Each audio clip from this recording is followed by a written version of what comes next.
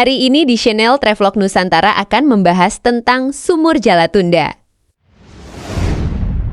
Kan di salah satu sumur yang secara kearifan lokal, masyarakat ataupun harus peziarah baik lokal ataupun wisatawan mancanegara kadang-kadang juga kepengen tahu salah satu situs sumur yang ada di Gunung Jati. Nah, yang kita ada di belakang ini adalah Sumur Jalatunda. Sumur Jalatunda itu peninggalan daripada wali atau peninggalan daripada Sunan Gunung Jati atau peninggalan daripada Syekh Datul Kahfi. Karena kalau kita lihat secara fakta arkeologi, di sini juga banyak saya temukan nisan-nisan era pastai, termasuk tempat yang di belakang itu sedang kita revitalisasi karena memang dulu ada pohon besar, pohon randu yang menandakan di mana-mana ada pohon randu besar, randu alas, di situ pasti ada perkampungan. Pasti ada perkampungan. Itu salah satu tandanya, itu ada pohon randu besar. Cuman sayangnya kalau di sini pohon randu itu dia tidak tahan tidak tahan akan kontur tanah karena dia tidak mempunyai akar tunggang. Hanya akar-akar yang bersifat serabut. Makanya bulan kemarin terjadi angin besar dan menimpa salah satu situs yang ada di belakang, ada di depan kita itu. Nah, sekarang sedang dalam posisi kita revitalisasi menjadi tempat yang baru. Kebetulan kalau ini saya danai secara pribadi. Secara pribadi ada juga teman-teman kita ataupun jamaah, beberapa jamaah saya lah yang ikut berperan di sini. Ya, kita kepengen di sini nanti insya Allah akan saya tata, akan saya kemas menjadi salah satu kawasan yang memang untuk para pengunjung itu menjadi lebih nyaman, benar-benar lebih nyaman. Dan di sini ya sampai hari ini memang kawasan yang kita bangun, kita tata ini kawasan yang paling aman, paling nyaman sebelah, karena di sana itu semua perekonomian itu adanya di Sunan Gunung Jati ya. Hampir 80% perekonomian itu ada di sana. Kita pengen menciptakan di kawasan Gunung Jati, di bawah khususnya dekat-dekat Sumur Jalatunda itu juga ada semacam nilai ekonomi tambah lah buat masyarakat, supaya timbul rasa memiliki juga dari ekonomi yang ada itu. Ini salah satunya Sumur Jalatunda ini. Pak, Punten mau nanya, kalau setiap sumur itu kan pasti ada khasiat, ada kegunaan. Nah, ini keramat Sumur Jalatunda ini, kegunaannya, khasiatnya untuk apa? Kebanyakan orang pada mandi di sini kan pasti ada maksud yang dituju. Jadi kegunaannya apa? Khasiatnya lah, istilah kasarnya apa gitu. Iya. Jadi kembali lagi kepada fitrah manusia, bahwa adanya sumur itu ya untuk bersuci, satu itu. Bahwa masalah rasa, masalah hasil daripada mereka yang menjalani ritual mandi sumur tujuh itu cuma hanya bisa dirasakan oleh mereka sendiri. Masalah rasa itu nggak ada satu manusia pun yang bisa menerangkan masalah rasa atau masalah khasiat. Nah, seperti kita minum kopi lah, kita minum kopi disuruh menerangkan rasanya kopi itu kan tidak bisa. Jadi harus menjalaninya tentu dengan niat yang memang bagus, dengan niat yang memang baik, itu tidak melanggar norma daripada agama ataupun norma daripada syariat Islam. Cuman dalam perjalanannya itu manusia itu niatnya macam-macam.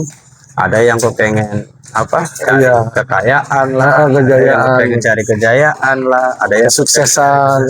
Jadi tergantung keyakinan kita dan tergantung kita yang menjalaninya. Dan kita yang menjalaninya. Jadi sesuai tadi yang saya arahkan, bahwa Sumur Tujuh itu berfilosofi mendidik manusia dari mulai lahir menuju ke tahapan agung.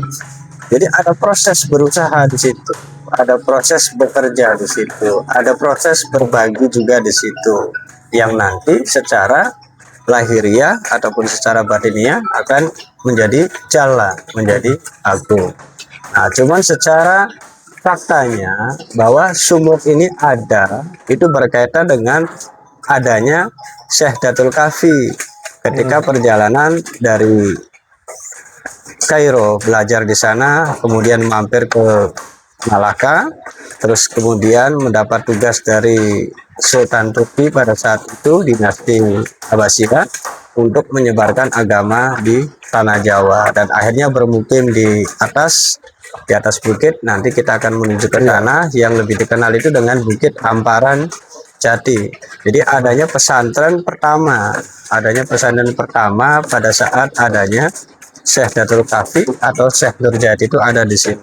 Jadi sumur itu berkaitan dengan kebutuhan. Iya, benar. Kebutuhan ditemukanlah sebuah mata air. Kalau ini ke bawahnya memang tidak terbuat dari batu bata, tetapi semua itu karang-karang ataupun batu-batu yang konturnya itu adalah batu asli di sini. Jadi sifatnya itu mata air, makanya tidak pakai ember karena di dalamnya itu banyak sekali tonjolan-tonjolan batu yang memang ember itu tidak masuk secara faktanya, jadi hanya menggunakan cangkir. Tetapi secara historinya bahwa keistimewaan salah satu sumur ini dalam hitungan satu windu berarti sekitar 8 tahun sekali, itu di bulan Sya'ban menjelang puasa, dia itu airnya kadang-kadang suka naik, dan itu terjadi pada saat saya kecil ya, pada saat kecil. Tetapi secara hitungannya itu satu windu di tanggal antara 25, 27, Berarti terus naik ke atas, 29. Pak. Naik ke atas airnya. Iya, jadi Kalau hari-hari biasa, bukannya hari Saban itu, berarti airnya nggak begitu banyak. nggak begitu banyak. Itu salah satu keistimewaan daripada sumur Jalatunda itu, dan masyarakat di sini tahu semua. Oh, masyarakat di sini juga sudah tahu Tahu gitu. semua. Kan istilahnya orang sini bilang itu umum bahasanya. Oh, umum. Atau mungkin permukaan air mungkin secara morfologinya air laut naik, terus mungkin nyampe ke sini, yang mengakibatkan air ini naik. Maaf Pak, satu lagi, ini pendirian sumur Jalatunda ini dari kapan Pak? Udah lama. Jadi adanya sumur Jalatunda ini berkaitan dengan adanya Syekh Datul Kafi, karena di atas itu tidak ada sumur. Di atas itu tidak ada sumur. Jadi kebutuhan pada saat dakwah daripada Syekh Datul Kafi kepada para murid-muridnya.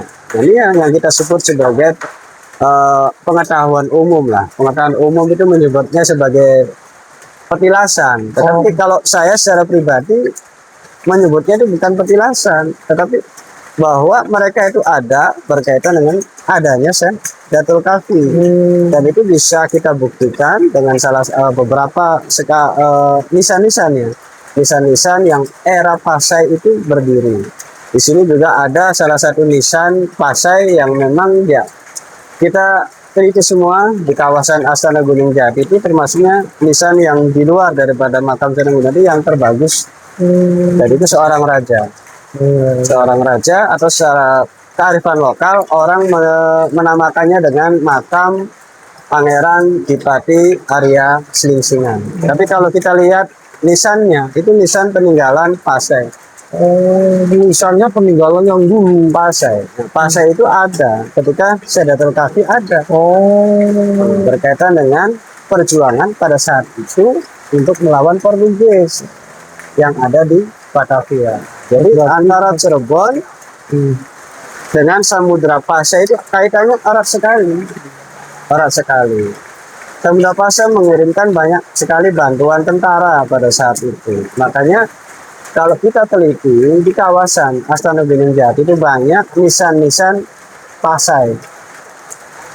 Berarti ini nisan-nisan ini kayak gini udah dari dulu emang begini gitu, bukan buatan kita manusia. Bukan buatan udah lama, buatan manusia zaman dulunya gitu. Sudah ada. Artinya hal-hal semacam seperti itu kalau dalam sebuah cerita masyarakat ataupun orang yang tidak tahu persis tentang kawasan yang ada di Gunung Jati tentu akan berpikirnya seperti itu. Kebetulan kalau saya bagian daripada orang arkeologi ya, jadi melihatnya itu fakta yang tertinggal. Dari fakta yang tertinggal itu semua jawaban-jawaban tentang keberadaan daripada makam-makam di sini itu pasti ada kaitan dengan Syekh Jati. Terima kasih semua.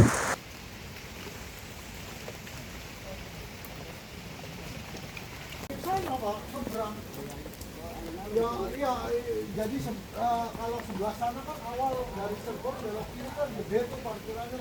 Saya yang tengah-tengah, Pak.